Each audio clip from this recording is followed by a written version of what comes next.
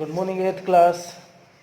आज हम लेकर के आए हैं एक्सरसाइज के क्वेश्चन और बड़े ध्यान से करेंगे। आपको पहला लेसन हमने पूरा करा दिया है, अब देखेंगे इनके एक्सरसाइज के क्वेश्चन।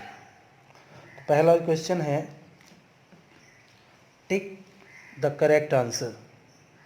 आपको यहाँ पर 4 ऑप्शन दिए गए हैं, उनमें से एक ऑप्शन सही है, वो आपको पहचानना है और आपको वहाँ पर आंसर करना है।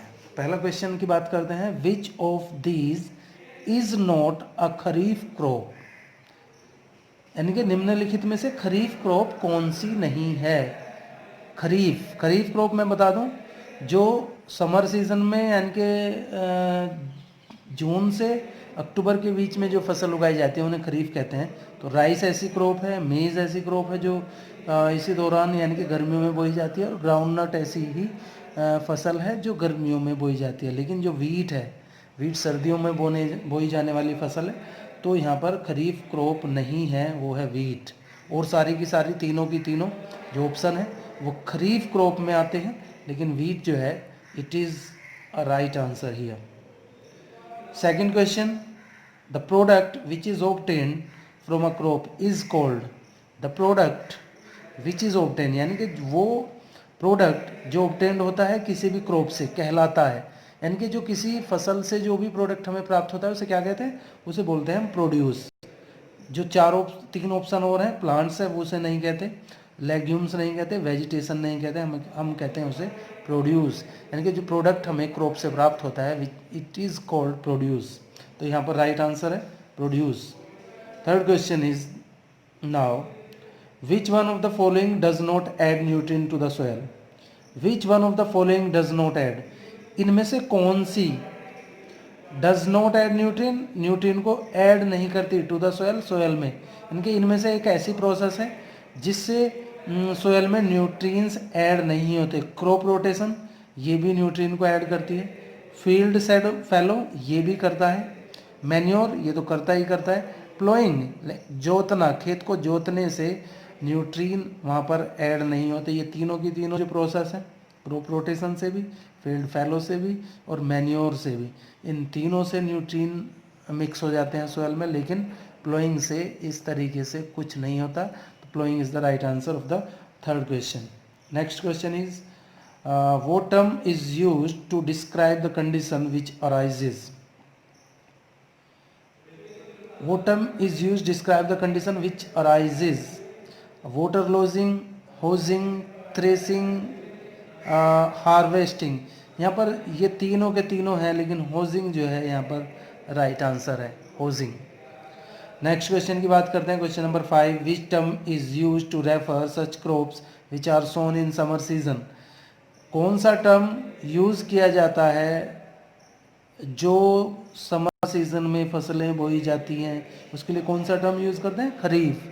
अभी हमने ऊपर भी बताया था, समर में जो फसलें बोई जाती हैं उसके लिए हम खरीफ करते हैं, रबी सर्दियों में बोई जाती हैं, और जायद तो और इन्हें तो कभी भी हम बो सकते हैं। तो ऐसी फसल खरीफ क्रॉप है, तो kharif crop is the right answer of the 5 number objective. Question number 6 is, which of the following is a cereal crop. इनमें से सीरियल क्रॉप कौन सा है, यहाँ पर आपको आप इजीली यहाँ पर देखेंगे, विच of the following is a cereal crop. Serial crop इनमें से कौन सा है हमें बताना है। ग्रेम है, मस्टर्ड है, शुगर केन है। ये यहाँ पर सीरियल क्रॉप में यानी कि अनाज वाली फसलों में हम इन्हें नहीं रखते, हम रखते हैं वीट को। वीट ऐसी फसल है जो सीरियल क्रॉप के अंतर्गत आती है। ये रहे एमसीक्यू। अब हम बात करेंगे फिल इन द ब्लैंक्स की। फिल इन द ब्लैंक्स में देखेंगे स्टूडेंट्स, फर्स्ट है, plants grown by the farmers in the field are called. Plants यानी कि फार्मर जिन प्लांट्स को अपने खेतों में उगाते हैं उन्हें क्या कहते हैं, क्रॉप्स कहते हैं। खेतों में जो पौधे उगाए जाते हैं, दीज आर कॉल्ड क्रॉप्स। तो क्रॉप्स यहाँ पर फिलअप में आप यहाँ पर क्रॉप्स भर देंगे। सेकेंड है, the product which is obtain from a crop. Crop से जो प्रोडक्ट प्राप्त होता है इट इज़ कॉल्ड प्रोड्यूस। जो प्रोडक्ट हमें क्रॉप से प्राप्त हो जाता है उसे हम प्रोड्यूस कहते हैं। तो पहले जो फिलअप है यहाँ पर प्रोडक्ट आएगा, सेकंड जो फिलअप है इसका, सेकंड क्वेश्चन का यहाँ पर प्रोड्यूस आएगा। Third question is, the right amount of should be available for the proper growth. पेड़ की या प्लांट की प्रॉपर ग्रोथ के लिए राइट अमाउंट ज़रूरत होता है, वो होता है वाटर का। तो यहाँ पर थर्ड जो फिलअप है इसमें हम वाटर को यहाँ पर फिल कर देंगे। इरिगेशन मीन्स सप्लाइंग वाटर, इसमें भी वाटर आएगा। इरिगेशन का मतलब होता है पानी को सप्लाई करना to the crop in the field. Field में जो क्रॉप होती है उसमें पानी देना कहलाता है irrigation. Sowing is the process of putting seeds. Sowing यानी कि बीज बोना एक ऐसी प्रोसेस है, यानी कि बीज को डालना इन द सोयल, मिट्टी के अंदर। मिट्टी के अंदर बीजों को मिक्स करना ही सोइंग कहलाता है, यानी कि बीज का बोना कहलाता है।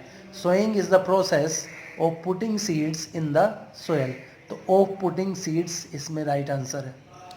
Fresh crops contains a lot of moisture यहाँ पर आएगा।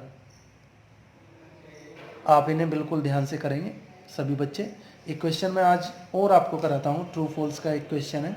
Right true, T for true and F for false statement.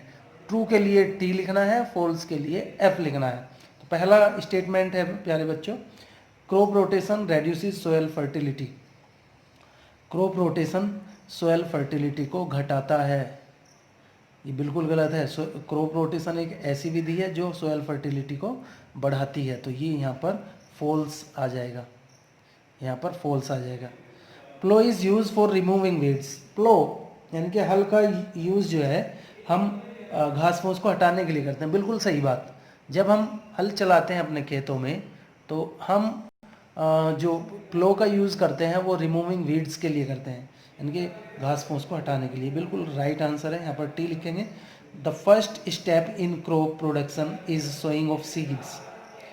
First step in crop production, crop production का जो पहला स्टेप है वो सोइंग ऑफ सीड्स। ये बिल्कुल गलत है, क्योंकि पहला जो स्टेप है वो है प्लोइंग और प्रिपरेशन ऑफ द सोयल, यानी कि मिट्टी को तैयार करना, खेत को तैयार करना, उसके बाद में बीज बोया जाता है, यानी कि ये दूसरी प्रोसेस है। ये फर्स्ट स्टेप जो है और कुछ है, तो यहाँ पर ये फॉल्स की कैटेगरी में से रखा जाता है। पहला फॉल्स, सेकंड ट्रू और फिर दोबारा से false. Fertilizer should be use in a large quantity, ये बिल्कुल फॉल्स है। फर्टिलाइजर्स को बहुत अधिक मात्रा में यूज़ करना चाहिए। एक मॉडरेट एक मात्रा है उसमें हमें यूज़ करना चाहिए, जितना हमें ज़रूरत है, इतने न्यूट्रिएंट की ज़रूरत है उस मात्रा में हमें फर्टिलाइजर यूज़ करना चाहिए, ज़्यादा में नहीं। Cutting and gathering of the mature crop is called harvesting, ये बिल्कुल ठीक है। फसलों को काटना और उसे इकट्ठा करना ही हार्वेस्टिंग कहलाता है, true. Seeds can only be sown by using seed drill, बीज को सीड ड्रिल का यूज़ करके बोया जाता है, केवल बीज सीड ड्रिल का यूज़ करके। ऐसा कुछ नहीं है, कभी कभी हम बीज को बखेर करके भी बोते हैं, कभी कभी कूड़ से भी बोते हैं, कभी कभी सीड ड्रिल से भी बोते हैं। तो कई ऐसी प्रोसेस हैं जिनसे हम सीड को बोते हैं, लेकिन यहाँ पर एक केवल सीड ड्रिल से बोया जाता है, ये लिखा हुआ है, ये बिल्कुल फॉल्स है यहाँ पर। तो पहला जो स्टेटमेंट है फॉल्स, दूसरा ट्रू, तीसरा फॉल्स, चौथा फॉल्स, पांचवा ट्रू एंड सिक्स्थ फॉल्स। आज आप यही यहाँ पर अपनी कॉपी में नोटबुक में मेंटेन करेंगे। आज के लिए बस इतना ही।